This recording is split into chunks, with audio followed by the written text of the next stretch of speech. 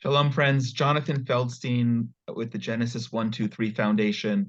If you've been following, we're doing a lot of humanitarian projects supporting soldiers, civilian security, at-risk youth, families of evacuees in Israel, and we've launched a tremendous petition drive to bring home all the hostages. The information on that is being shared here, but you can get all information about all of these things at genesis123.co. I'm having a very impromptu conversation with my friend Elliot Chodoff, who's a major in the reserves in the Army. If you're seeing the video, you can see he's wearing his uniform, but he's speaking not in a military capacity, not on behalf of the IDF, but as a civilian, which is what he does most of his life, and his capacity as a military analyst. Elliot is wearing the uniform because, I don't know, surprising to him, perhaps, but he was called up into reserves, what, about a week ago? 3 weeks ago, and not surprising. Surprising it actually took them that long, but they originally thought that I was too old to be wearing the uniform, and then somebody figured out that maybe I actually know something. Whether they're right or wrong is an open question. Well, when you Uh, were a kid in New York, did you also go to Times Square to get a fake ID? Maybe we need to get you a fake ID that says you're younger. you know what? It's not the problem is that here, everything is registered. I think, one of the very, very few reservists on active duty today who got his national insurance old age pension, his reserve duty payment on the same day. All right. Well, you should be safe. So you weren't surprised that you were called up? No, no. From day one, I've been in touch with them, and the problem seriously was, at my age, it's very hard for the personnel system to overcome. There are all sorts of obstacles. It's not laws.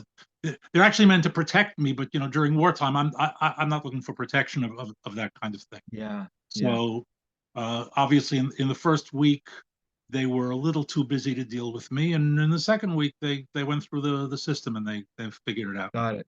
Got it. Well, you know a little bit about my story. I made Aliyah when I was not quite 40, and even though I came as an Israeli citizen because of my father, and tried to get served, they wouldn't let me. So I've now adopted the tagline that my words are my weapon, and I've been incessantly doing interviews and articles and conversations and briefings and prayer events. So I'm grateful for this. Are you allowed to share anything about where you are and what you're doing now? I can only say that I'm on the Gaza border, Okay. and most of the work that I'm doing right now is involving um, getting the people back home, not the hostages, the people who are evacuated from from from the towns and kibbutzim and villages on the 7th. And Tremendously important. We'll have a longer conversation about that. That's long-term recovery and and the ultimate true victory. correct, correct. I said to my family early on, I would just go, what's the Hebrew word? Purposely, and buy a house there now.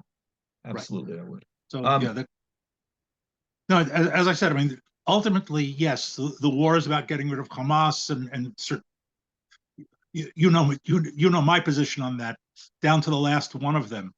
But that's not the ultimate objective. That's a means to an end, so that these communities and the rest of Israel and the world can live in the safety of a right. world without Hamas. Correct, correct. So speaking of safety, obviously the safety of the well-being of almost 10 million Israeli citizens, Jews and Arabs, is the main responsibility and main priority of the state of Israel and the IDF.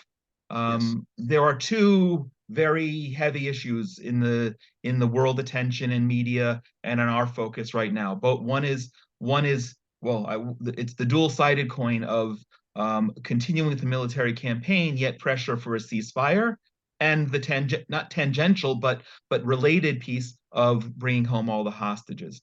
Let's talk a little bit about a ceasefire. I believe intuitively that it's a bad thing, especially until all the hostages are released. But I didn't get to serve in the military. I'm not a military and political analyst like you are. Am I right or am I wrong? And if I'm right, why is it a bad strategy for Israel to consider a ceasefire? So the general answer to your question is you are right.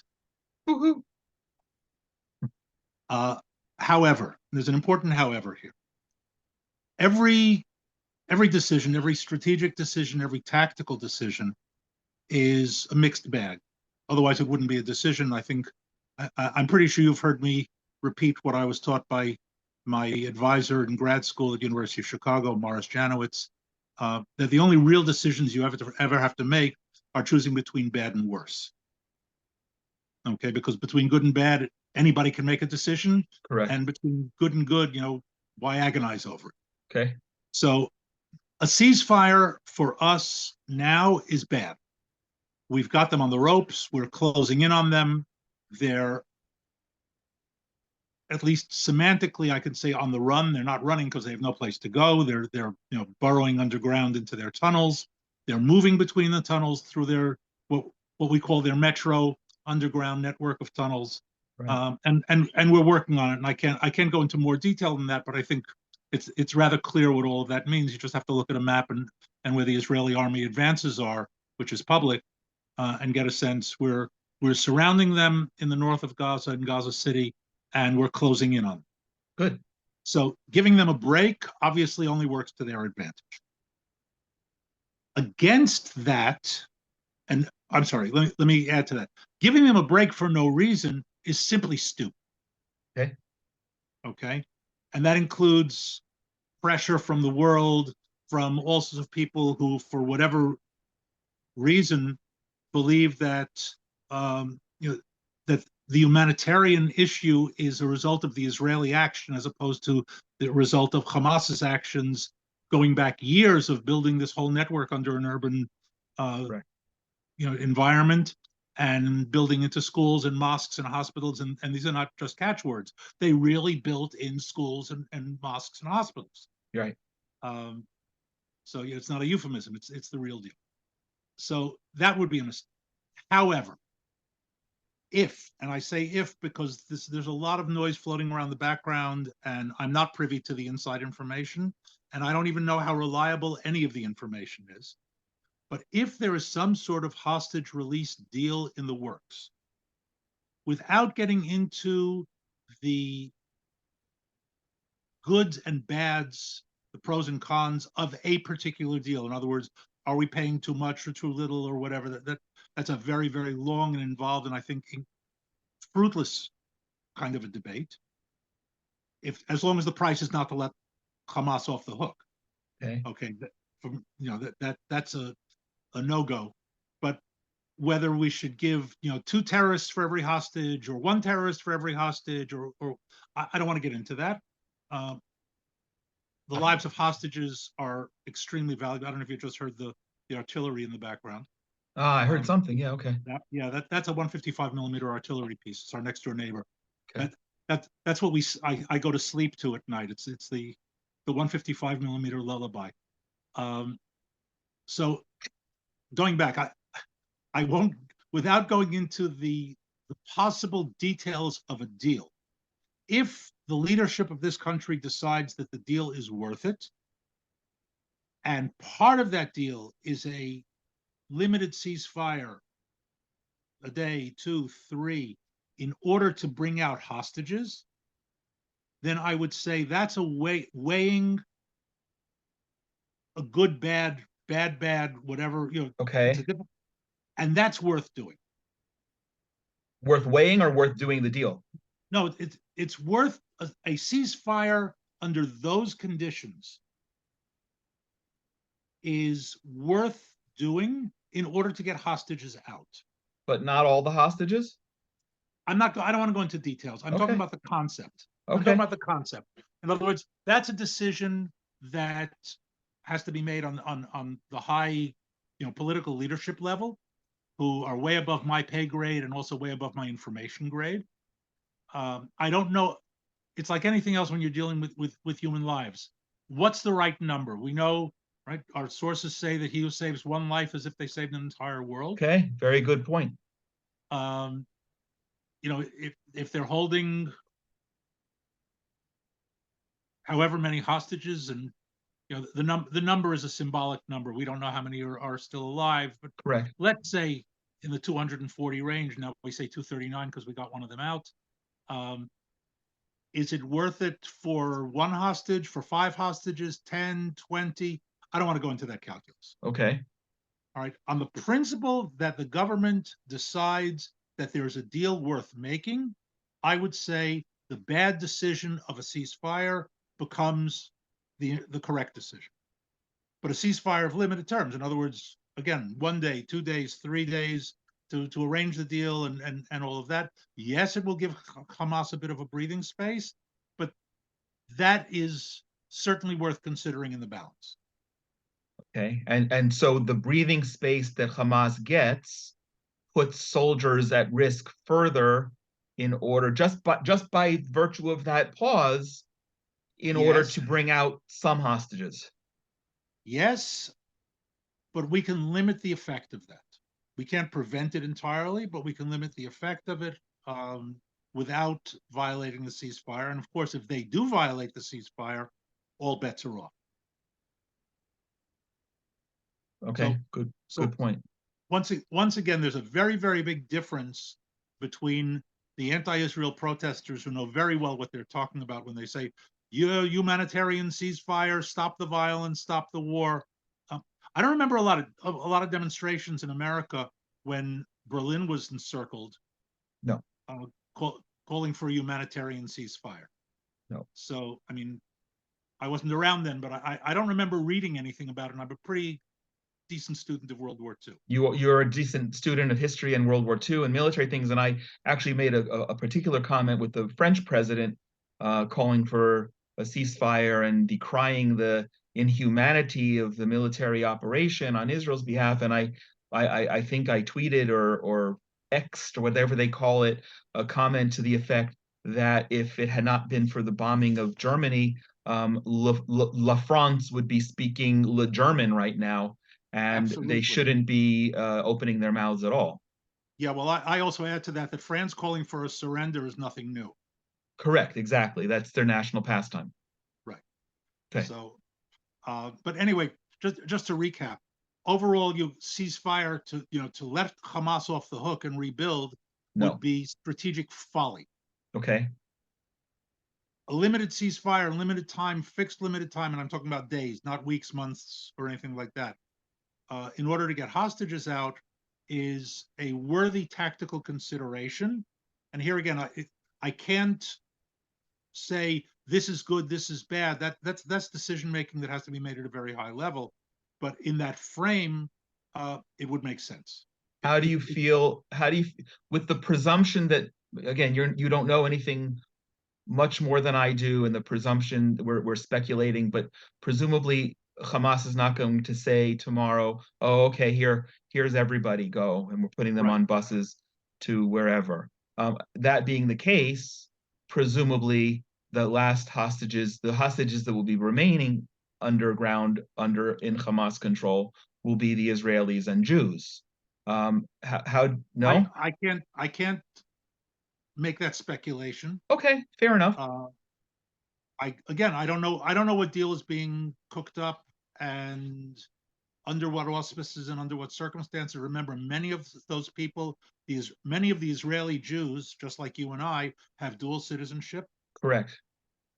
and getting them out, even under the guise of getting out the Americans, which you and I would fall into that category if God forbid we were hostages, um, reduces the number. And here I want to add another point because you talk about the danger to Israeli soldiers increased by a ceasefire. Let's also keep in mind that a hostage rescue operation is also extremely dangerous for soldiers. Excellent. Thank you. Right. Okay, Right. because you can't do a full scale assault into an area like that. Right. So here Okay. again, other Okay. considerations. Remember, Yoni Netanyahu, who was killed at Entebbe, was killed because he placed himself in a position to be able to manage the hostages once they were liberated, and he was exposed to fire. Had that been a simple assault on a building with terrorists in it, Yeah. I can't say he wouldn't have been killed because you can't play what ifs with history, but he wouldn't have been killed the way he was killed. Okay. Okay. That's a very, very valid piece of the calculation. Thank you for that. On the front line, Elliot, what are you Yes. hearing from other soldiers, whether they're actually in combat in Gaza right now or sitting where you are in terms of their interest in stopping and interest in a ceasefire? No, nobody's interested in stopping. The soldiers are, you know what? Soldiers here, like soldiers everywhere, want to get the job done and go home. Okay. And that's I think that's a universal soldier attitude. And under these circumstances, it's a soldier attitude on steroids. Whether they're regular army or the hundreds of thousands of reservists who are called up. Um, much as I love army food, not, uh, and enjoy sleeping on the floor, not. Um, I want to go home, And but I we want to go can, home via victory. Not, I mean, I okay, could walk out of here tomorrow, okay, today, and go home. But we're in for the long haul. We're in for the victory. But there's no reason to prolong it. In other words, the prolonging is a tactical, ground question. Not let's take a break for a while and then go back and start all over again. okay, So people who are in and involved I've heard nobody speak in favor of let's take a break. okay. How's your wife and son doing? It's hard to be home Um, without you. they're it's difficult. They're under stress. But remember, they're up north and hearing it up there. They Correct. got to And watch they got to watch a rocket interception over Akko from the backyard. from Akko, also quite a distance. That's like where I watch the interceptions from here over Ashkelon. That's very interesting. No, we're closer to Akko than you are to Ashkelon. How far are you? 20 kilometers.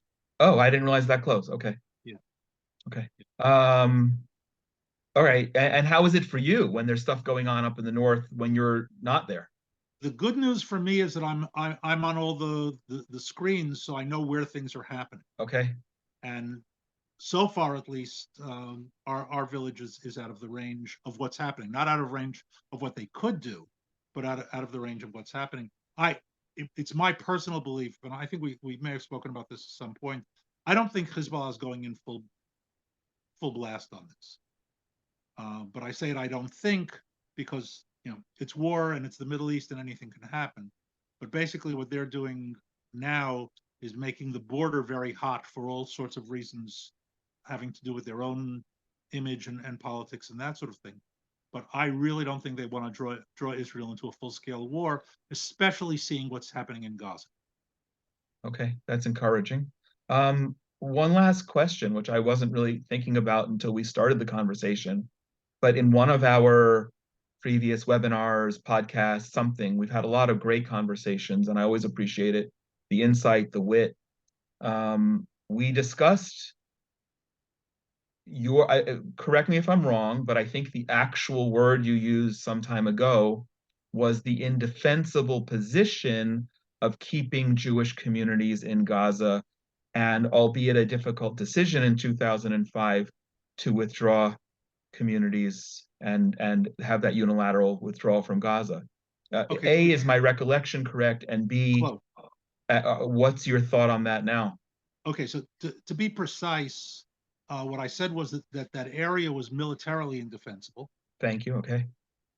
Not that keeping them there not that the idea of keeping them there was indefensible, but the military was not able to defend them there. Um, I can only say this, and again, you can't play what if games with history because it goes too far afield. But there are two things we need to keep in mind. One is that we pulled out of the Palestinian population centers in the mid 90s as a result of Oslo. We didn't pull out of Gaza in 2005. We pulled out of the Jewish areas that were left in Gaza in 2005. Okay. Good point. The military was not operating in Gaza City and in Khan Yunis and in Rafiah and in all those places where the army is operating now. It wasn't there in 2005.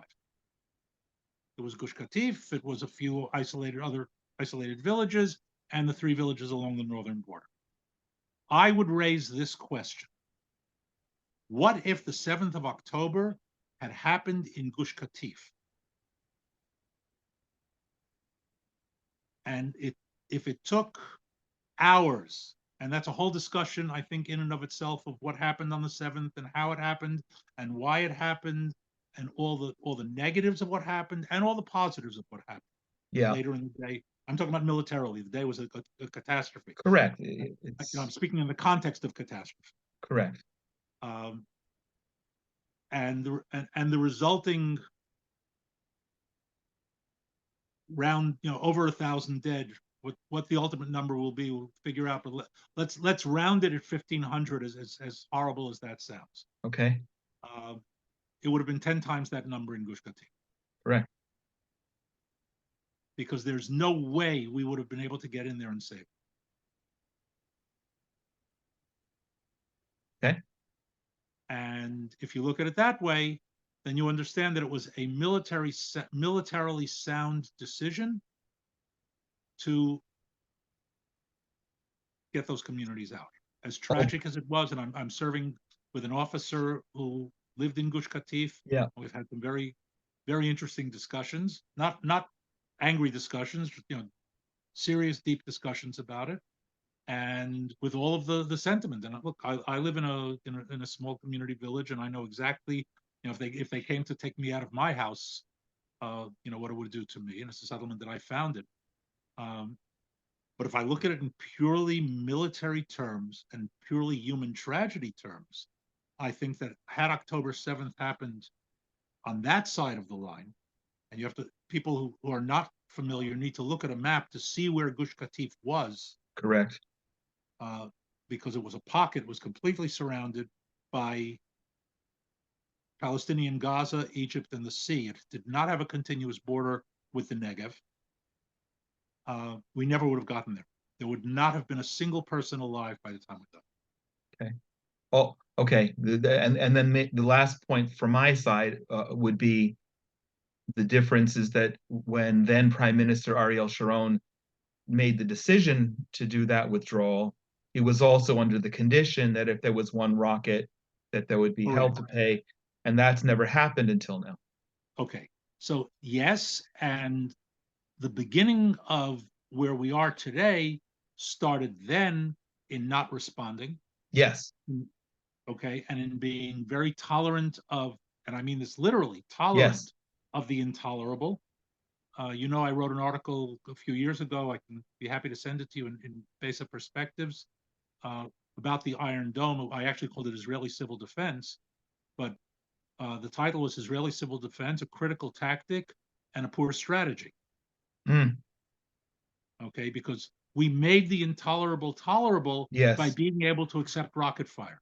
Correct. Putting hundreds of thousands of people at risk for now 2 decades.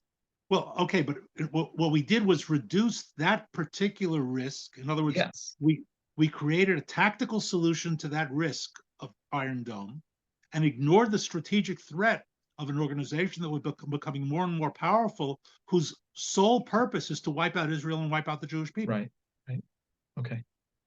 I'd like to see the article myself, and I'd like to offer that, if I may, to anyone who's listening or following and wants to respond, and they can be in touch with us as well. Elliot, I appreciate you taking the time. Is there anything we've covered? Hostages, we've covered ceasefire, withdrawal from Gaza. Anything else you want to add? There's a lot more, but I got to get back to the war. All right. Can we bring you a steak? Anytime. Can we? Anytime. You bring it, I'll eat it. I'll share. All right, we'll talk about that offline. Sounds good. All right. Thank you, Elliot. Be safe. Take care. You too. Bye.